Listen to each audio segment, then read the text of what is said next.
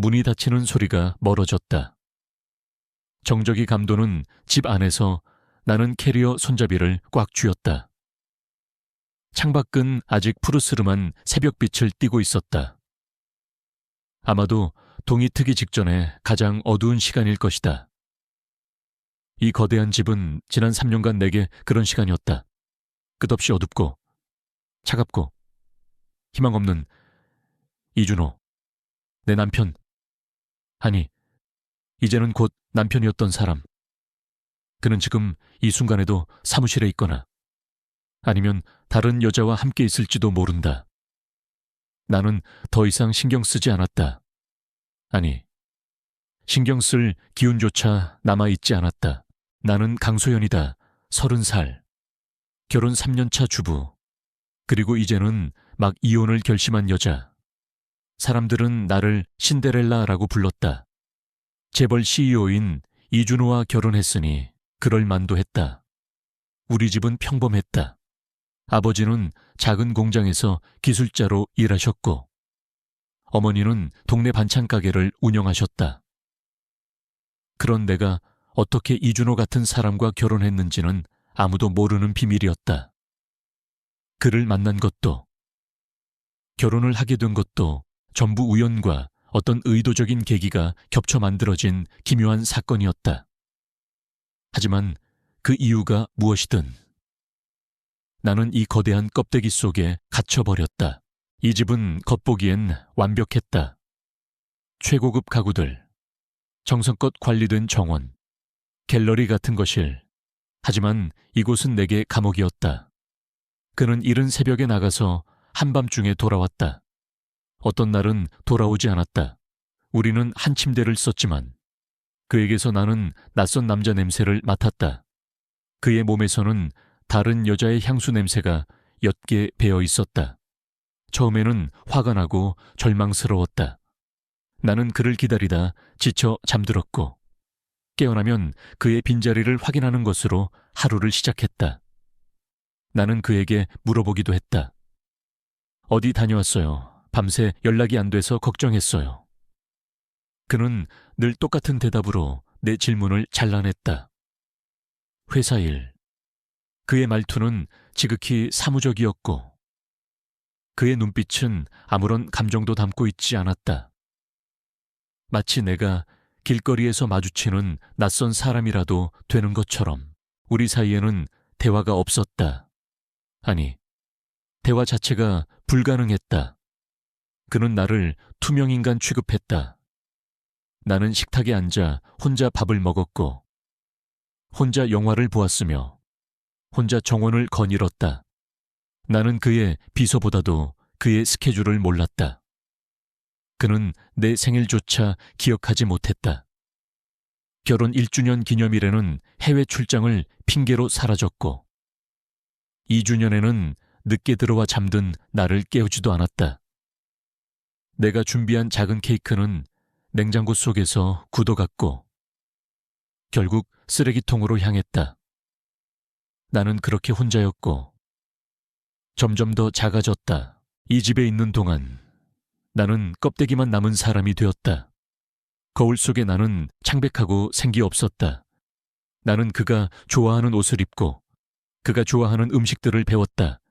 하지만 그는 한 번도 내게 칭찬을 해준 적이 없었고 내가 한 요리를 제대로 먹어준 적도 없었다. 어느 날 나는 우연히 그의 휴대폰을 보았다.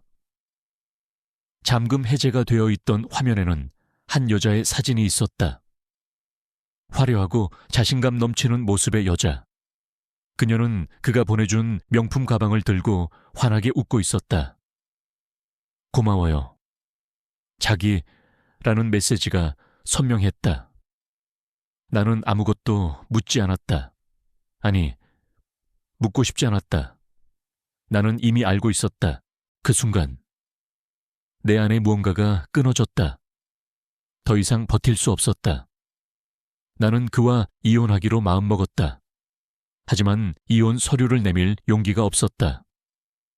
그는 항상 바빴고 나는 그의 얼굴을 마주하는 것조차 두려웠다. 그래서 나는 그냥 떠나기로 했다. 3년간의 결혼 생활이 비참한 실패였다는 것을 인정하고 조용히 사라지는 것이 내가 택할 수 있는 유일한 길이라고 생각했다. 그가 나를 찾을 리 없다는 것을 알았기 때문이다. 어쩌면 그는 내가 사라졌다는 것을 한 달 후에나 알게 될지도 모른다. 아니, 어쩌면 영원히 모를 수도 있다. 나는 마지막으로 이 집을 둘러보았다. 이 거대한 침실. 내가 그와 한 번도 진심으로 대화해보지 못했던 것일. 그리고 내가 혼자서 식사했던 식탁. 모든 것이 텅 빈 껍데기 같았다. 텅 비어있는 건 이 집뿐만이 아니었다. 내 마음도 마찬가지였다. 아무것도 남지 않았다. 미련도, 증오도, 슬픔도 그저 공허함만이 가득했다. 전화벨이 울렸다. 내가 불렀던 택시였다. 드디어. 떠날 시간이다. 나는 캐리어를 끌고 현관문으로 향했다. 문을 열고 밖으로 나가는 순간 나는 문득 깨달았다. 지난 3년간 이 집은 나를 감옥으로 만들었지만 동시에 아무것도 모르는 나를 세상으로부터 보호해주는 껍데기였다는 것을 이제 그 껍데기를 벗고 나는 세상으로 나간다. 그가 없는 세상으로. 나는 내일의 내가 어떻게 될지 알 수 없었다. 하지만 한 가지 확실한 것은 나는 더 이상 이 집으로 돌아오지 않을 것이라는 사실이었다. 나는 문을 닫고 뒤도 돌아보지 않고 택시에 올랐다. 차가 출발하고 창밖으로 거대한 집이 멀어지는 것을 보았다. 그 순간 내 눈에서 한 방울의 눈물이 흘러내렸다. 슬픔 때문이 아니었다. 그것은 지난 3년의 모든 것을 씻어내는 마지막 작별의 눈물이었다. 창밖으로 스쳐 지나가는 풍경들을 보며 나는 지난 3년간의 삶을 반추했다.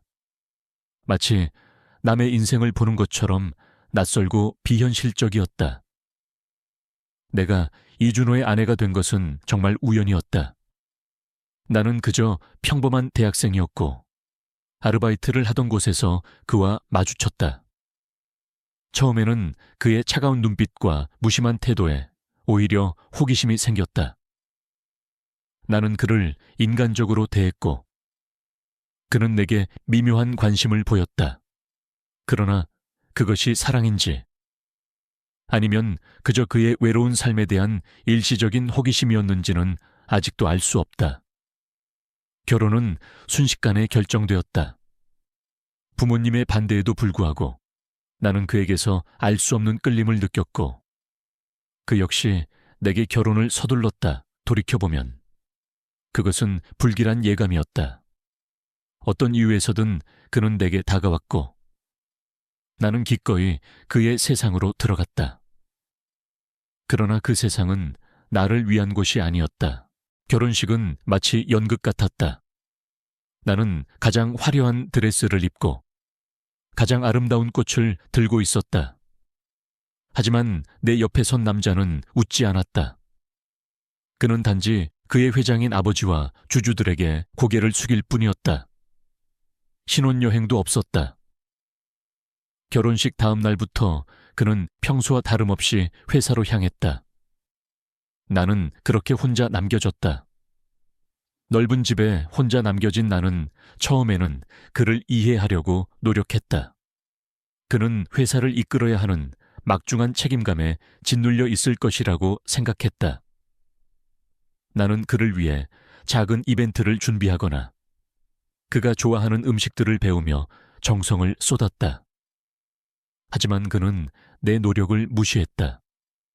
오히려 내가 준비한 것들을 보고 귀찮다는 듯 한숨을 쉬거나 아예 못 본 척 지나치기 일쑤였다. 가장 아팠던 것은 그의 침묵이었다.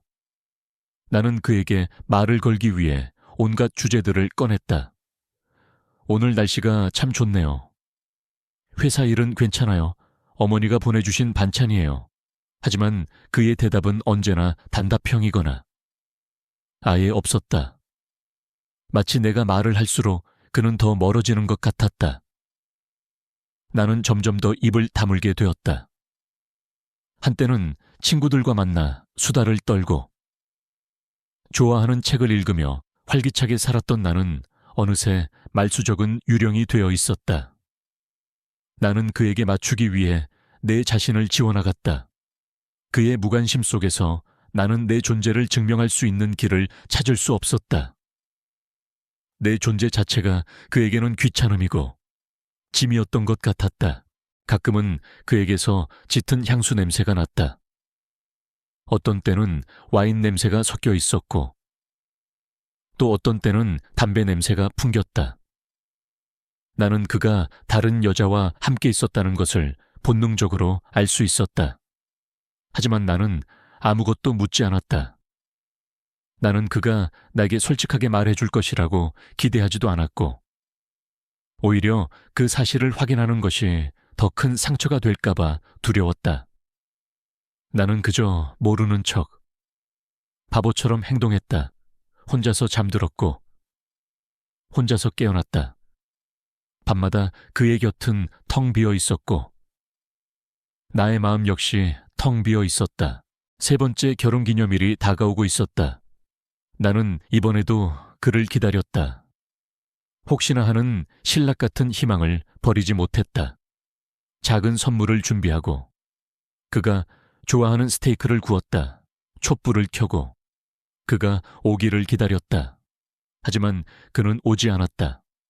밤 12시가 넘어도 연락이 없었다. 나는 굳게 마음먹고 그에게 문자를 보냈다. 준호 씨, 오늘 우리 결혼기념일이에요. 혹시 기억해요? 답장은 오지 않았다. 새벽 3시가 넘어서야 겨우 잠이 들었다. 아침에 눈을 떴을 때 그의 옆자리는 여전히 비어 있었다. 식탁 위에 놓인 스테이크는 딱딱하게 굳어 있었다. 나는 더 이상 울지 않았다. 눈물이 말라버린 지 오래였다. 그 순간 나는 결정했다. 더 이상 이 삶을 살 수 없다고. 더 이상 그에게 아무것도 기대할 수 없다고. 나는 며칠 동안 조용히 이사를 준비했다. 그가 모르게, 그가 없는 시간에 이 집의 모든 것이 그의 것이었지만 나는 내 물건들만을 챙겼다. 소박한 옷가지들, 몇 권의 책, 그리고 그와 함께했던 사진 몇 장, 아니, 함께했던 사진은 없었다. 결혼 사진마저도 그의 무표정 속에 갇혀 있었다. 나는 그와 관련된 모든 것을 버리고 싶었다. 하지만 그럴 수 없다는 것을 알았다. 그는 나의 3년을 앗아갔지만 동시에 나를 이 세상에서 숨겨주었다. 그의 그늘 아래서 나는 세상의 냉정함과 잔인함을 모르고 살았다. 이제 그 그늘을 벗어던지고 나는 내 발로 서야 한다. 나는 택시에서 내려 낯선 동네의 작은 아파트로 향했다. 낡고 오래된 건물이었지만 아늑하고 따뜻해 보였다. 이곳이야말로 내가 진짜로 원하는 공간이었다. 그 어떤 화려함도, 거대한 규모도 없지만 나 혼자 온전하게 숨 쉴 수 있는 곳. 나는 이 아파트에서 나 자신을 되찾을 것이다. 잃어버렸던 나의 웃음과 활기를 되찾고 나만의 삶을 만들어갈 것이다. 이준호라는 거대한 존재의 그늘에서 벗어나 나만의 빛을 찾을 것이다. 3년의 비참했던 삶은 이제 끝났다. 나의 진짜 인생은 지금부터 시작이다. 나의 부재를 이준호가 언제 알아차렸을지는 알 수 없었다. 어쩌면 내가 떠난 다음 날이었을 수도 있고 아니면 일주일이 지난 후였을 수도 있다. 그는 내게 무관심했으므로 나의 빈자리는 그의 일상에 큰 영향을 미치지 않았을 것이다.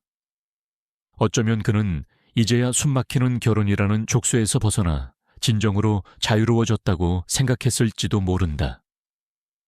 나는 더 이상 그에 대해 생각하지 않으려 노력했다. 하지만 우리의 삶은 3년이라는 시간 동안 복잡하게 얽혀 있었고 그를 완전히 잊는다는 것은 쉽지 않은 일이었다. 그가 나를 찾을 리 없다는 확신은 곧 깨졌다. 일주일쯤 지났을까. 내 휴대폰으로 부재중 전화 수십 통이 와 있었다. 발신자는 이준호였다. 처음에는 그가 내게 무슨 말을 하려고 하는지 궁금했다. 하지만 곧 나는 그가 단순히 내가 왜 떠났는지, 어디로 갔는지 확인하려고 전화한 것일 뿐이라고 생각했다. 나는 그의 전화를 받지 않았다. 그에게서 벗어나기 위해 나는 모든 연락을 끊었고 그가 살던 세상과의 연결을 차단했다. 나는 새로운 세상에서 나의 삶을 시작해야 했다. 이준호는 나의 부재를 느끼기 시작했다. 처음에는 그저 사소한 불편함이었다. 아침에 일어나면 항상 깨끗하게 정리되어 있던 침대가 헝클어져 있었고 그가 즐겨 마시던 커피는 더 이상 그의 책상 위에 준비되어 있지 않았다. 그는 자신의 비서에게 내가 왜 갑자기 사라졌는지 물었고 비서는 그저 모르겠습니다 라고 대답할 뿐이었다. 그는 화가 났다.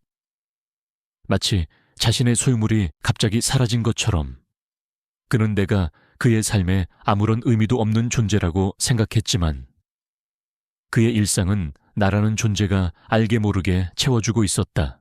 밤이 되면 그의 불편함은 더욱 커졌다. 늘 혼자였던 집은 이제 진정한 의미의 텅 빈 공간이 되었다. 그는 퇴근 후 집에 돌아와도 아무도 기다리는 사람이 없다는 사실을 깨달았다. 예전에는 어둠 속에 잠긴 집에서도 나의 존재를 느낄 수 있었다. 하지만 이제는 모든 것이 차갑고 공허했다. 그는 습관적으로 전화를 걸었지만 돌아오는 것은 연결음 뿐이었다. 나는 더 이상 그의 전화를 받지 않았고 그는 점점 더 불안해졌다. 그는 나를 찾기 위해 사람들을 고용했고 나의 흔적을 쫓기 시작했다. 이준호는 나의 행방을 찾기 위해 온갖 수단을 동원했다. 그의 비서는 나의 부모님을 찾아갔고 나의 친구들에게 연락을 시도했다. 하지만 아무도 나의 행방을 몰랐다. 나는 나의 존재를 세상에서 지워버린 것처럼 완벽하게 사라졌다. 그는 화가 나고 당황했다. 왜 그녀는 아무 말 없이 떠났을까? 왜 나를 떠났을까? 그는 나를 이해할 수 없었고 이 상황을 받아들이기 힘들었다. 그는 항상 모든 것을 통제할 수 있다고 믿었지만 나라는 존재는 그의 통제 범위를 벗어났다. 이준호는 나를 찾기 위해 애쓰면서 내 대한 기억을 되살렸다. 그는 내가 준비했던 결혼기념일 케이크, 내가 만들어 주었던 음식들, 내가 했던 사소한 말들을 떠올렸다. 그에게는 아무런 의미가 없었던 것들이 이제는 소중하게 느껴졌다. 그는 내가 왜 그렇게 혼자였는지, 왜 그렇게 조용히 사라졌는지 깨달았다. 그는 내가 그에게 얼마나 큰 상처를 받았는지, 내가 얼마나 외로웠는지 깨달았다. 그는 후회했다. 그가 나에게 베푼 것은 아무것도 없었지만 나는 그를 위해 모든 것을 바쳤다. 그는 자신의 무심함이 얼마나 잔인했는지 깨달았다. 어느 날 밤, 그는 거실 소파에 앉아 나를 떠올렸다. 텅 빈 거실에서 그는 혼자였다. 그는 자신의 성공을 위해 모든 것을 희생했지만 결국 남은 것은 아무것도 없었다. 그는 돈과 명예를 가졌지만 진정한 행복은 가질 수 없었다. 그는 외로웠다. 그리고 그 외로움은 나를 떠올리게 했다. 그는 내가 그의 삶에 얼마나 중요한 존재였는지, 얼마나 소중한 존재였는지 깨달았다. 나는 그에게 빛이었다. 그의 어둡고 차가운 세상에 따뜻한 빛을 비추는 존재. 하지만 그는 그 빛을 보지 못했고 결국 그 빛을 잃어버렸다. 그의 분노는 점차 후회로 변했다. 그는 나를 찾아서 용서를 구하고 싶었다. 내가 왜 그렇게 힘들어했는지, 내가 왜 그렇게 외로웠는지 이해한다고 말해주고 싶었다. 하지만 그는 내가 어디에 있는지 알 수 없었다. 나는 그의 세상에서 완벽하게 사라졌다. 그는 이제야 나의 소중함을 깨달았지만 이미 늦었다는 것을 알았다. 그는 나를 찾을 수 없었다. 그는 이제야 사랑을 알게 되었지만 이미 그 사랑은 그의 손을 떠났다. 낯선 세상에서의 내 삶은 고요하고 평화로웠다. 나는 더 이상 이준호의 그림자 속에서 살지 않았다. 나는 나 자신으로 존재했다. 매일 아침 해가 뜨면 일어나 따뜻한 물로 샤워를 하고 내가 좋아하는 옷을 입고 내가 좋아하는 음악을 들었다. 그리고 작은 아파트를 나서 버스를 타고 새로운 일터로 향했다. 내가 일하게 된 곳은 시간의 정원이라는 이름의 작은 카페였다. 주인 할아버지는 따뜻한 미소와 친절한 말투를 가진 분이셨다. 그는 내게 일을 가르쳐 주면서도 항상 나의 이야기를 들어주려고 하셨다. 나는 처음에는 경계했지만 그의 진심 어린 관심에 조금씩 마음을 열게 되었다. 시간의 정원은 동네 사람들의 사랑방 같은 곳이었다. 이곳에는 다양한 사람들이 찾아왔다. 낡은 책을 읽는 노인, 시험 공부를 하는 학생, 친구와 수다를 떠는 주부들. 그들은 모두 그들만의 이야기를 가지고 있었고 나는 그들의 이야기를 들으며 조금씩 삶의 활기를 되찾았다. 나는 커피 내리는 것을 좋아했다. 원두를 갈고 뜨거운 물을 부어 향긋한 커피를 만드는 과정은 내게 일종의 명상 같았다. 커피 한 잔을 통해 나는 사람들에게 작은 위로와 행복을 전할 수 있었다. 커피가 참 맛있네요. 감사해요. 라는 손님의 한마디에 나는 큰 기쁨을 느꼈다. 이준호의 아내로 살았을 때는 느껴보지 못했던 감정이었다. 나는 내 존재가 누군가에게 도움이 되고 기쁨을 줄 수 있다는 사실에 감사했다. 나는 점점 더 밝아졌고 내 얼굴에는 잊었던 미소가 돌아왔다. 그러던 어느 날, 한 남자가 카페 문을 열고 들어왔다. 그의 옷차림은 고급스러웠고 그의 눈빛은 차갑고 날카로웠다. 그는 굳은 표정으로 메뉴판을 훑어보더니 아메리카노 한 잔이요 라고 말했다. 나는 익숙한 그의 목소리에 몸이 굳어버렸다. 이준호였다. 그는 나를 알아보지 못하는 것 같았다. 나는 모자를 푹 눌러쓰고 고개를 숙였다. 최대한 목소리를 숨기고 떨리는 손으로 커피를 내렸다. 그가 주문한 커피를 건네주면서도 나는 그의 얼굴을 똑바로 쳐다볼 수 없었다. 내 심장은 불안하게 뛰고 있었다. 여기요. 나는 짧게 말하고 고개를 숙였다. 그는 커피를 받아들고 자리에 앉았다. 나는 그가 왜 이곳에 왔는지 궁금했지만 묻지 않았다. 그가 나를 알아보지 못하길 바랄 뿐이었다. 나는 계속해서 고개를 숙이고 일했다. 다행히 그는 커피를 마시며 휴대폰을 만지고 있었고 내게 아무런 관심도 보이지 않았다. 나는 안도의 한숨을 내쉬었다. 하지만 내 심장은 여전히 불안하게 뛰고 있었다. 그가 나의 존재를 알아차리면 어떻게 될까? 그는 나를 다시 그의 세상으로 끌어들이려고 할까? 나는 다시 그 차가운 집으로 돌아가야 할까? 나는 그가 떠나길 바랐다. 하지만 그는 한참 동안이나 자리에 앉아 있었다. 나는 그를 훔쳐보았다. 그는 예전과 똑같았다. 여전히 완벽하게 차려입었고 여전히 차가운 눈빛을 가지고 있었다. 하지만 그의 표정에는 미묘한 변화가 있었다. 예전에는 볼 수 없었던 어떤 공허함 혹은 쓸쓸함 같은 것이 그의 얼굴에 드리워져 있었다. 나는 그의 모습을 보며 묘한 감정을 느꼈다. 그에 대한 미움이나 증오가 아니라 그저 연민이었다. 그도 결국은 나처럼 외로운 사람이었다는 것을 깨달았다. 그는 성공이라는 거대한 탑을 쌓았지만 그 탑 꼭대기에 혼자 서 있는 외로운 사람이었다. 나는 그를 잊으려 노력했지만 그는 나를 잊지 못했다. 그는 그날 이후로 매일같이 카페에 찾아왔다. 그는 항상 똑같은 자리에 앉았고 똑같은 커피를 주문했다. 그는 여전히 내게 말을 걸지 않았고 나는 여전히 그에게 말을 걸지 않았다. 우리는 마치 낯선 사람처럼 서로를 지나쳤지만 나는 그의 존재를 느낄 수 있었다. 그의 시선이 내게 머무르는 것을 느낄 수 있었다. 나는 불안했지만 동시에 묘한 감정을 느꼈다. 그가 나를 찾아온 것은 단순한 우연이 아니었다. 그는 내게 어떤 의미를 찾고 있는 것 같았다. 내가 그에게는 아무런 의미가 없는 존재라고 생각했던 내 착각이 깨지는 순간이었다.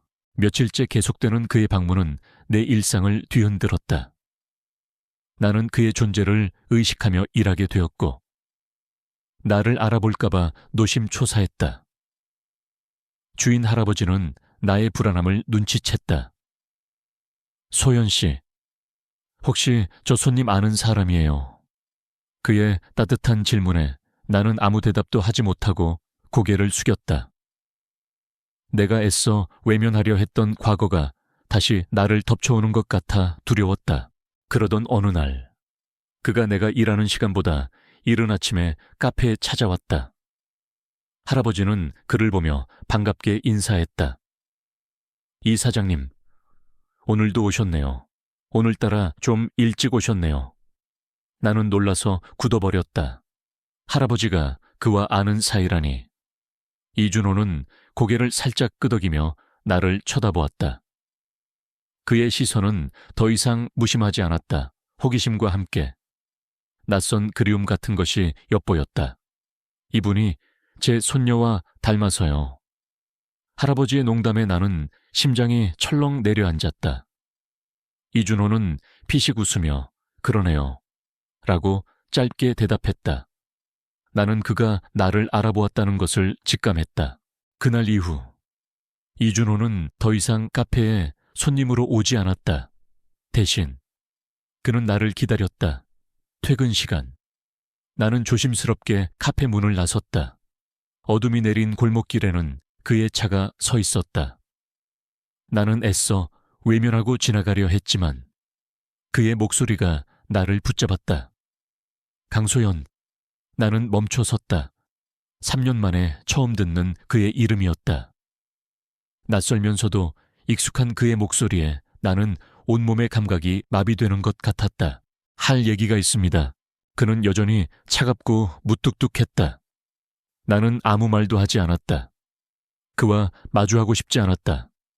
그와의 대화는 내게 또다시 상처를 줄 뿐이라고 생각했다.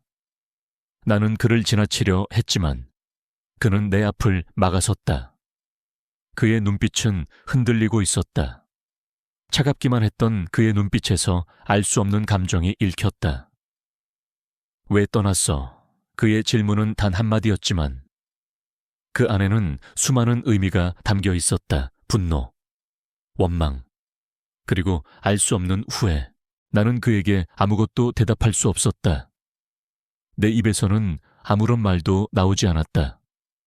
지난 3년간의 고통, 외로움, 그리고 절망이 목구멍까지 차올랐다. 나는 그를 피하려 했지만 그는 내 손목을 잡았다. 대답해. 강소연, 왜 갑자기 사라졌냐고. 그의 손길은 뜨거웠다. 나는 그에게서 벗어나고 싶었지만 그의 힘을 이길 수 없었다. 나는 그에게서 벗어나기 위해 몸부림쳤지만 그는 나를 더 세게 붙잡았다. 이준호 씨, 제발 절 놓아주세요. 우리 사이는 이미 끝났어요. 나는 떨리는 목소리로 말했다. 그의 눈빛이 흔들렸다. 그는 나를 바라보며 한동안 아무 말도 하지 않았다. 끝나지 않았어. 그의 목소리는 낮고 차분했다. 나는 그가 무슨 말을 하는지 이해할 수 없었다. 우리 사이는 이미 끝난 지 오래였다. 그가 나의 존재를 투명인간 취급했을 때 우리의 관계는 이미 끝났다. 미안해. 그의 입에서 나온 예상치 못한 한마디에 나는 멍해졌다. 그는 나를 향해 사과했다. 차갑고 무뚝뚝했던 그가 내게 미안하다고 말했다. 나는 그의 말에 아무런 감정도 느낄 수 없었다. 이미 상처는 너무 깊었고 그의 사과는 아무런 의미도 없었다. 나는 그의 손을 뿌리치고 도망치듯 자리를 떠났다. 그는 나를 잡지 않았다. 그가 나를 바라보던 눈빛을 나는 잊을 수 없었다. 그 눈빛에는 내가 알지 못했던 어떤 진심이 담겨 있었다. 나는 그의 진심을 믿을 수 없었다. 그를 믿었다가 또다시 상처받는 것이 두려웠다. 나는 그날 밤 내내 잠을 이루지 못했다. 그가 내게 왜 사과했을까? 그리고 그가 내게 왜 돌아왔을까? 나는 그가 어떤 비밀을 숨기고 있는지, 그리고 그 비밀이 우리 관계에 어떤 영향을 미칠지 알 수 없었다. 나는 그의 사과를 믿지 못했다. 그의 진심을 의심했다. 3년의 무관심이 미안해 라는 세 글자로 지워질 수 있는 것이 아니었다. 그의 사과는 또 다른 거짓말처럼 느껴졌다. 나는 그를 다시 마주하고 싶지 않았고 그의 세상으로 돌아가고 싶지도 않았다.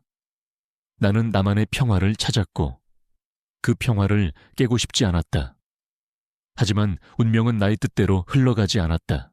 다음 날 아침 나는 카페 문을 열고 들어오는 이준호를 보고 또다시 놀랐다. 그는 더 이상 손님이 아니었다. 그는 내게 다가와서 말했다.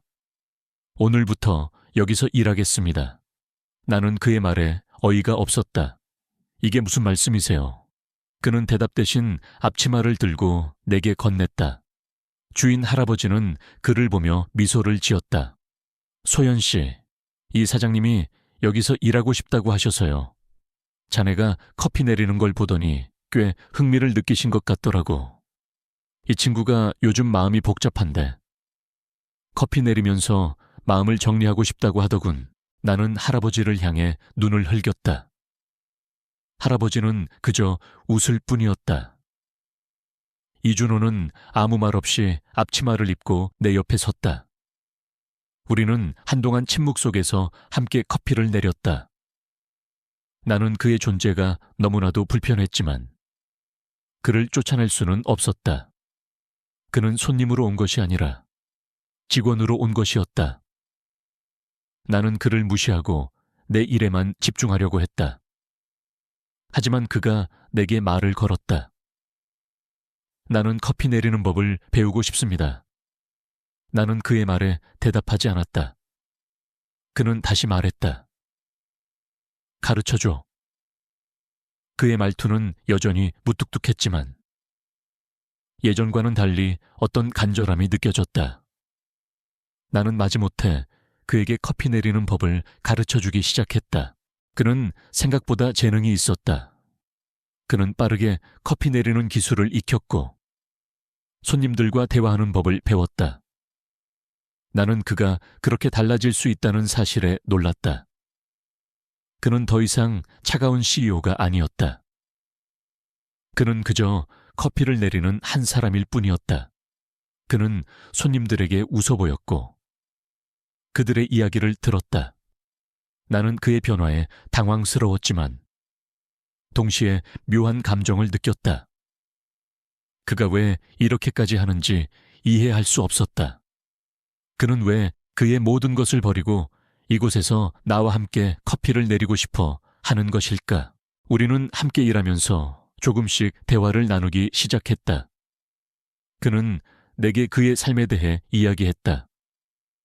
그가 왜 그렇게 일에만 매달렸는지, 그가 왜 그렇게 차갑고 무뚝뚝했는지, 그는 내게 그의 삶이 얼마나 공허하고 외로웠는지 이야기했다. 나는 그의 이야기를 들으며 그를 조금씩 이해하게 되었다. 그는 나처럼 외로운 사람이었다. 그는 나처럼 사랑을 갈망했지만 사랑하는 법을 몰랐다. 그는 성공을 위해 모든 것을 버렸고 결국 아무것도 남지 않았다. 그는 돈과 명예를 가졌지만 진정한 행복은 가질 수 없었다. 나는 그에게 나의 이야기를 했다. 내가 그와 함께했던 3년의 시간, 내가 얼마나 외로웠는지, 내가 얼마나 상처받았는지, 나는 그에게 내 진심을 털어놓았다. 나는 그가 나의 이야기를 들으며 눈물을 흘리는 것을 보았다. 나는 그의 눈물을 보며 놀랐다. 그는 내가 알던 차가운 사람이 아니었다. 그는 내게 진심으로 다가오고 싶어 했다. 그는 내게 진심으로 용서를 구하고 싶어 했다. 나는 그의 진심을 보았고 나는 그를 믿고 싶어졌다. 하지만 우리의 관계는 여전히 불안했다. 그는 아직도 내게 말하지 못한 비밀이 있었다. 그리고 그 비밀은 우리 관계에 큰 영향을 미칠 것이었다. 나는 그에게 물었다. 준호 씨, 당신이 나에게 말하지 않은 비밀이 있죠. 그는 잠시 망설이더니 고개를 끄덕였다. 나중에 이야기해 줄게요. 지금은 아직 말할 준비가 안 됐어요.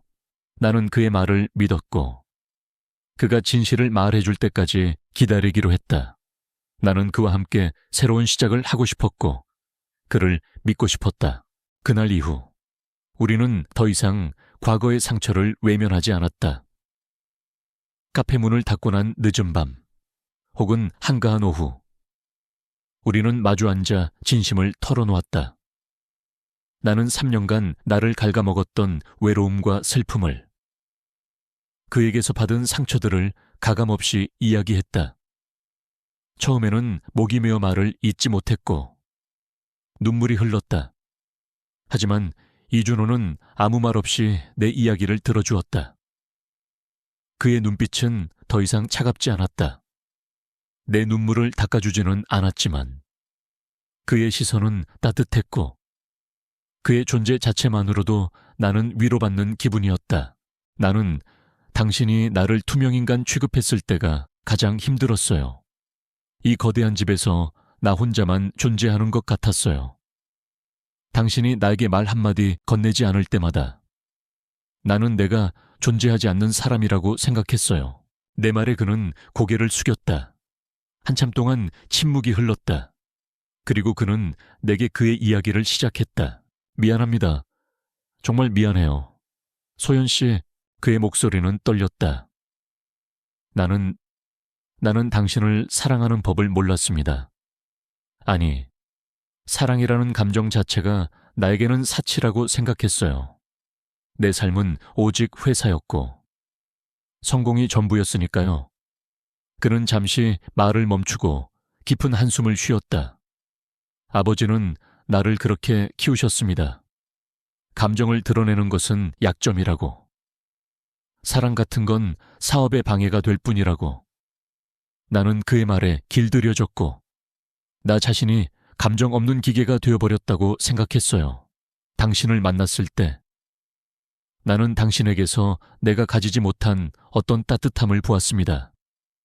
나는 당신이 내 삶에 들어오면 내가 변할 수 있을 거라고 생각했어요. 하지만 나는 당신에게 상처만 줬습니다. 나는 그의 이야기를 들으며 마음이 아팠다. 그는 나처럼 외로웠던 사람이었다.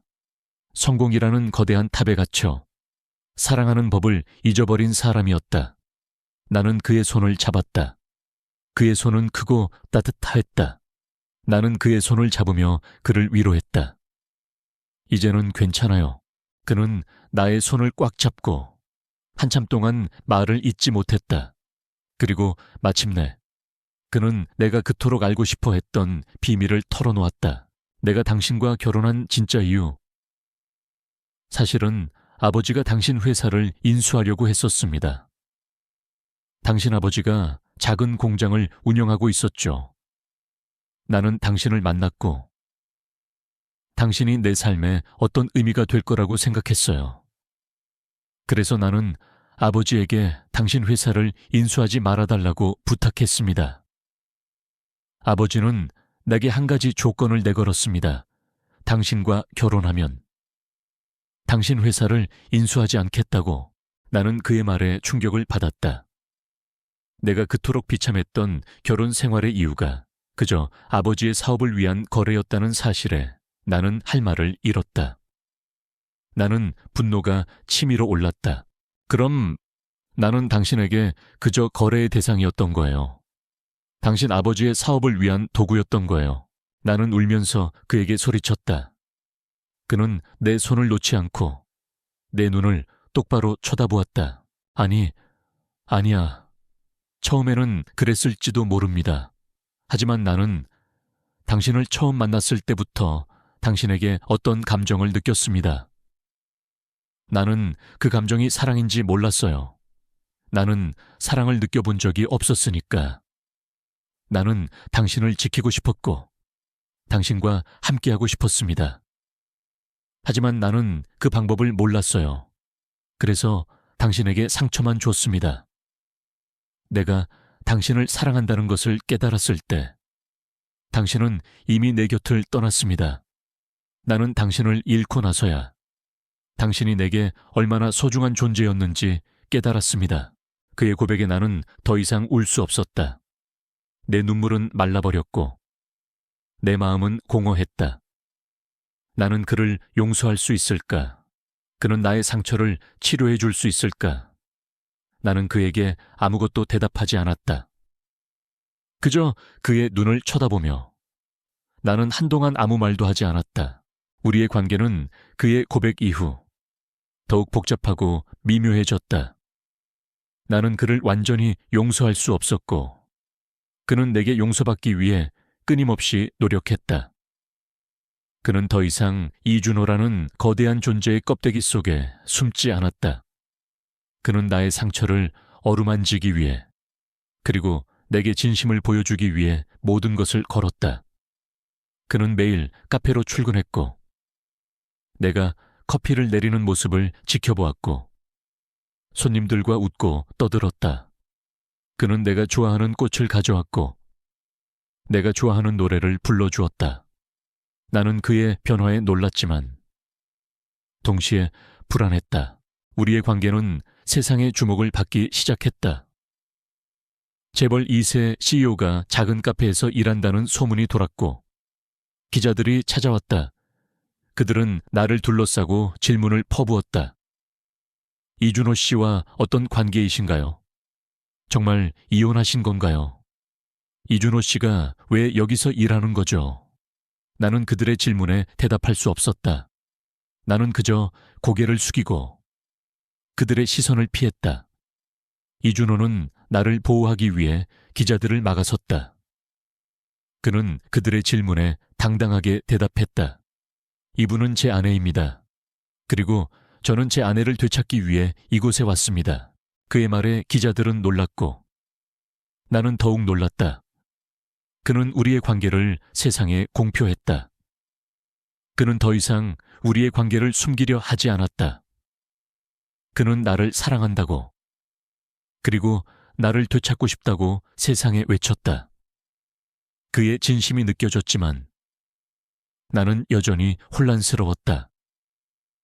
그의 가족은 우리의 관계를 인정하지 않았다. 그의 아버지는 나를 찾아와 말했다. 자네는 이준호와 어울리지 않아. 자네 때문에 우리 가문의 명예가 실추되고 있어. 당장 이준호 곁을 떠나게. 나는 그의 아버지의 말에 상처받았다. 나는 다시 한번 내가 그에게 어울리지 않는 사람이라는 것을 깨달았다. 나는 그를 떠나야 할까? 그가 상처받지 않게. 그가 더 이상 힘들어하지 않게. 나는 그를 떠나야 할까? 나는 고민했다. 하지만 이준호는 나를 놓아주지 않았다. 그는 내 손을 잡고 말했다. 소연아, 나는 당신 없이는 살 수 없어. 나는 당신이 내 삶의 전부가 되었어. 나는 당신을 잃고 싶지 않아. 그의 말에 나는 눈물을 흘렸다. 나는 그의 진심을 보았고 나는 그를 믿고 싶었다. 우리는 함께 그의 아버지를 찾아갔다. 이준호는 그의 아버지에게 당당하게 말했다. 아버지, 저는 소연이를 사랑합니다. 저는 소연이와 함께하고 싶습니다. 저를 이해해 주십시오.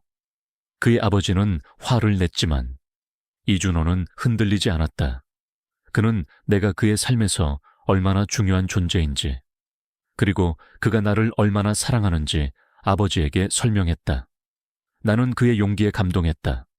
그는 나를 위해 그의 모든 것을 걸었다. 그는 그의 가족을 포기할 수도 있었다. 하지만 그는 나를 선택했다. 그의 아버지는 우리의 관계를 인정하지 않았다. 그는 이준호에게 모든 것을 빼앗겠다고 협박했지만 이준호는 흔들리지 않았다. 그는 그의 아버지를 떠나왔고 나와 함께 새로운 삶을 시작했다. 우리는 더 이상 재벌과 평범한 여자가 아니었다. 우리는 그저 서로를 사랑하는 두 사람이었다. 우리는 함께 카페에서 일했고, 함께 저녁을 먹었고, 함께 영화를 보았다. 우리는 서로에게 위로가 되어 주었고, 서로에게 힘이 되어 주었다. 나는 그의 곁에서 처음으로 진정한 사랑을 느꼈다. 우리의 관계는 세상의 모든 편견과 반대를 이겨냈다. 이준호는 그의 모든 것을 버리고 나를 택했다. 그는 그의 아버지에게서 물려받은 모든 직함과 재산을 포기했다. 나는 그에게 물었다. 후회하지 않아요. 당신의 모든 것을 버리고 나를 택한 것을요. 그는 나의 손을 잡고 말했다. 나는 당신이 없는 세상에서는 아무것도 가질 수 없어. 당신이 나의 전부야. 그의 말에 나는 눈물을 흘렸다. 나는 그가 나를 위해 얼마나 많은 것을 포기했는지 알았기 때문이다. 우리는 더 이상 과거의 아픔에 갇히지 않았다.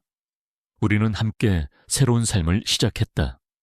우리는 카페를 더 크게 확장했고, 그곳은 더 이상 작은 동네 카페가 아니라 우리의 사랑과 행복이 담긴 공간이 되었다.